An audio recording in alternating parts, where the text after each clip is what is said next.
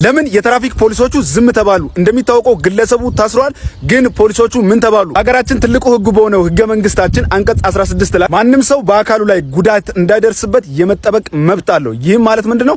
ማንም ሰው ማንም የመደብደብ መብት የለውም ማለት ነው። ወይም በመሪ ደረጃ ማንም ሰው ሌላ አካል ላይ መደብደብ ወይም ደግሞ ጉዳት ማስከተል አይችልም። ነገር ግን ህግ የማስከበርና ወንጀልን የመከላከል ሂደት ላይ መደብደብ ሳይሆን ተመጣጣኝ የሆነ እርምጃ የመውሰድ መብት ፖሊስ አላቸው። ስለዚህ አስገዳጅ በሆነ ምክንያት ህግ ለማስከበር ሲባል ተመጣጣኝ የሆነ የኃይል እርምጃ ፖሊሶች የመውሰድ ሙሉ መብት አላቸው። እናም ይህ ግለሰብ መንጃ ፈቃድን አሳይ ሲባል ህውከትና ግብግብ እንዲሁ ደግሞ ትግል የፈጠረ ሰው ነው። በዚህ ምክንያት አሁን በቁጥጥር ስር መዋሉ ተገልጿል። እነዚህም የትራፊክ ፖሊሶቹ ፖሊሳዊ ባልሆነ መንገድ ባልተገባ ድርጊት ፈጽመዋል። ከዋኔያቸው ወይም ደግሞ ግብረ መልሳቸው ፖሊሳዊ ባልሆነ መንገድ ስለሆነ አሁን ከስራ መታገዳቸው ነው የተሰማው። የህግ የበላይነትን ሁላችንም ልናከብር ይገባል። እንዲህ አይነት ድርጊቶች መወገዝ አለባቸው። የእናንተ ሀሳብ ምንድነው? ሀሳባችሁን ኮሜንት ላይ